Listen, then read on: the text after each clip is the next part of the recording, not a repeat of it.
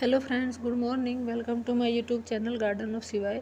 कैसे हो फ्रेंड्स? मैं आज आपको बताती हूँ जो अपने ही किचन से निकलता है, वेस्ट किचन से निकलता है, जो उनका एनपीके आपके ही किचन में, हमारे ही किचन में जो हमारे प्लांट के लिए एनपीके निकलता है, जो एनपीके होता है, हम जो वेस्ट फेंक देते हैं, ऐसे ही कबाड़ में फेंक देते हैं, उनका ही वो उनमें ही एनपीके होता है, तो हमारे प्लांट के लिए बहुत बेस्ट होता है। तो आज मैं आपके साथ वो सब शेयर करूँगी, तो मेरी वीडियो को लास्ट तक देखना और लाइक और कमेंट करके बताना मुझे, और मेरे चैनल को सब्सक्राइब करना।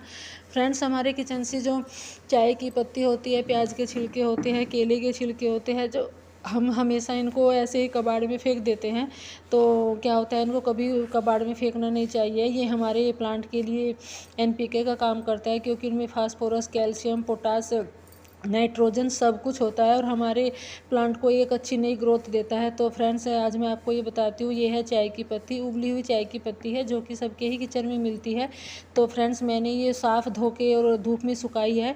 तो अगर आप ऐसी उबली हुई चाय की पत्ती लेते हैं, तो आपको ये बहुत ही अच्छी तरह से कई बार पानी में धोनी होगी। तो क्योंकि क्या होता है फ्रेंड्स, इसमें अगर थोड़ी सी भी मीठा या दूध रह गया तो इसमें फंगस लग जाएगी और हमारे प्लांट को भी वो नुकसान करेगी। तो फ्रेंड्स, आप अगर उबली हुई चाय की पत्ती लेते हैं तो आप इसको हमेशा धो के ही अच्छे साफ़ से करिएगा। नहीं, आप फ्रेश चाय की पत्ती भी ले सकते हैं, क्योंकि चाय की पत्ती में बहुत ज़्यादा नाइट्रोजन, फास्फोरस और कैल्शियम होता है, क्योंकि एक हमारे प्लांट को एक अच्छी ग्रोथ देता है, अच्छा नाइट्रोजन देता है, क्योंकि जो इनका तना मोटा होता है और जो इनकी टहनी होती है वो मजबूत होती है। और ये है फ्रेंड्स प्याज के छिलके, जो मैंने मिक्सी में थोड़े क्रश किए हैं। प्याज के छिलकों में भी बहुत फास्फोरस, कैल्शियम, नाइट्रोजन होता है, जो ये भी हमारे प्लांट के लिए बहुत ही अच्छा है। और अगर आप चाहें तो आप इनको लिक्विड भी दे सकते हैं फ्रेंड्स। अगर आप लिक्विड नहीं देना चाहते हैं तो आप ऐसे मिक्सी में थोड़ा क्रश करके भी दे सकते हैं, क्योंकि फ्रेंड्स बारिश का मौसम है और बारिश के मौसम में लिक्विड देना एक ठीक नहीं रहता है, क्योंकि क्या होता है, ड्रेनेज होल के द्वारा वो निकल जाता है। तो मैं चाहती हूँ कि मैं बताती हूँ आपको कि आप यही थोड़ा क्रश करके ऐसा ही मोटा जो होता है वही अपने प्लांट को दीजिए। बारिश का मौसम है तो ऐसे ही ये एनपीके बना के दीजिए। फ्रेंड्स, अगर चाहो तो आप इसमें अंडे के छिलके भी ले सकते हैं। अंडों के छिलकों में भी बहुत फास्फोरस, कैल्शियम होता है, नाइट्रोजन होता है। क्योंकि फ्रेंड्स, अंडे के छिलके मैंने नहीं लिए हैं, क्योंकि हम लोग अंडे नहीं खाते हैं। तो अंडे के छिलके की जगह मैंने इसमें केले के छिलके लिए हैं। केले के छिलकों को मैंने बहुत अच्छे से धूप में सुखा के और तभी उनको मैंने मिक्सी में क्रश किया है थोड़ा सा। क्योंकि फ्रेंड्स, अगर हम अपने प्लांट को अगर ये थोड़ा नाइट्रोजन, एनपीके देंगे तो हमारे प्लांट्स की ग्रोथ अच्छी होगी और हमारे जो प्लांट के तने हैं उनको ये मजबूत करता है। और सितंबर के महीने में, अक्टूबर के महीने में क्या होता है फ्रेंड्स, फ्लावर बहुत ज़्यादा आते हैं प्लांट पे, तो उनको बहुत ज़्यादा एनपीके की, खाद की ज़रूरत होती है, फर्टिलाइज़र की ज़रूरत होती है। तो मैंने ये केले के छिलके लिए हैं, मैंने इनको धूप में सुखा के अच्छे से, इनको भी मैंने मिक्सी में क्रश कर किया है।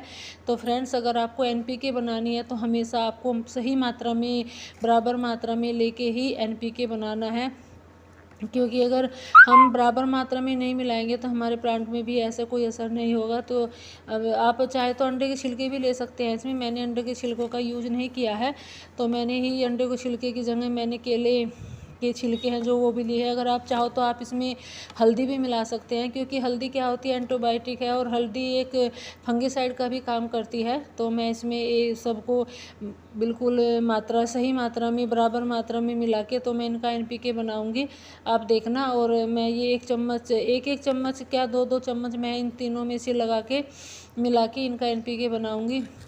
क्योंकि फ्रेंड्स, सितंबर के महीने में हमारे प्लांट्स पे बहुत ज़्यादा ग्रोथ होती है, बहुत ज़्यादा पत्तियाँ और फूल आते हैं, और क्या हम इनको अगर देंगे तो हमारे प्लांट्स के तने को मजबूत करेगा। और अगर हम नहीं दे भी पाते हैं तो क्या होता है, हमारे प्लांट्स की जो पत्तियाँ होती है वो छोटी होती है और जो फ्लावर होते हैं वो छोटे आने लगते हैं, छोटे हो जाते हैं, तो पीली भी पड़ जाती है। तो फ्रेंड्स, मैं चाहती हूँ कि आप बारिश के मौसम में हमेशा ऐसे क्रश किया हुआ ही फर्टिलाइज़र दे अपने प्लांट को, क्योंकि फ्रेंड्स बारिश के मौसम में क्या होता है, बहुत ज़्यादा फंगस लगने का भी डर रहता है। तो मैं बताती हूँ कि अपने प्लांट्स की थोड़ा आपको पहले पानी का ध्यान रखना होगा और आप उनकी मिट्टी सूखने ना दें। अगर जो भी प्लांट आप ऐसा है, क्योंकि आप बारिश में रखते हैं, कुछ ऐसे प्लांट हैं नहीं हम बारिश में रखना चाहते हैं, तो आप उनको बचा के रखना है।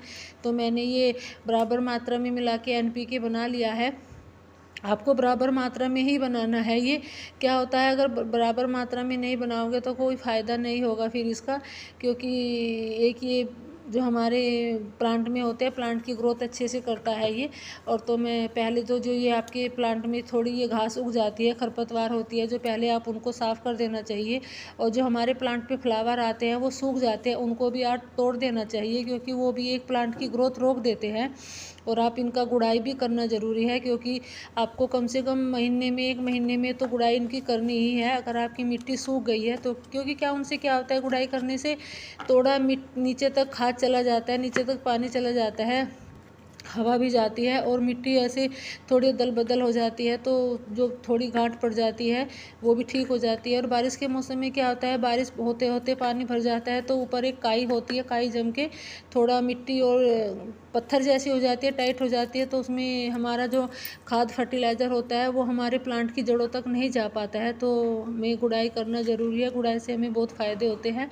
तो मैंने ये 1-1 चम्मच अपने प्लांट के हिसाब से दीजिएगा, जितना आपका बड़ा प्लांट है तो मैं 2-2 चम्मच इनमें डाल दूँगी। आप ऐसे डाल के आप इसको मिट्टी में मिला दीजिए और फिर देखना हमारे प्लांट को कितनी अच्छी ग्रोथ मिलेगी। हमारे प्लांट का जो साइज़ होगा वो भी बड़ा होगा, जो फ्लावर आएंगे वो भी बड़े ही आएंगे और जो फ्रूट है वो भी बड़े ही आएंगे।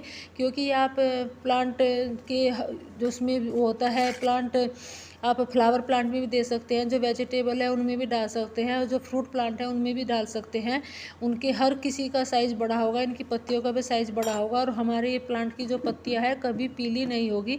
क्योंकि क्या होता है फ्रेंड्स, अगर हम अपने प्लांट में जो ये NPK है, कोई भी फर्टिलाइज़र नहीं देते हैं, तो क्या होता है हमारे प्लांट की पत्तियाँ पीली हो जाती है और जो बड्स आती है, कलियाँ आती है, वो भी पीली होकर गिर जाती है और तो फिर हमारे प्लांट पे इतनी अच्छी सी ग्रोथ नहीं होती है। तो आपको पहले क्या करना है, जो ये देखो थोड़ी छोटी कलियाँ आ रही है हमारे प्लांट में, सितंबर के महीने में, अक्टूबर के महीने में हर प्लांट ग्रो करता है, हर प्लांट की ग्रोथ होती है अच्छे से और भर के फूल भी आते हैं, पत्ती भी आती है, क्योंकि इस समय इनको बहुत ज़्यादा फीड की ज़रूरत है। तो आप अपने जो किचन से वेस्ट निकलता है उनका आप NPK बना के अपने प्लांट में ज़रूर दीजिएगा, उनको फेंकिएगा नहीं, वेस्ट नहीं करना है फ्रेंड्स। सभी के किचन में निकलता है। तो आपको मेरी वीडियो कैसी लगती है आप एंड तक देख के और मुझे बताइएगा, और कमेंट करके, लाइक करके, शेयर भी करिएगा मेरी वीडियो को, और कमेंट करके मुझे बताइएगा कि आप भी अपना जो किचन से वेस्ट निकलता है आप भी अपने प्लांट में डालते हैं क्या। Thank you.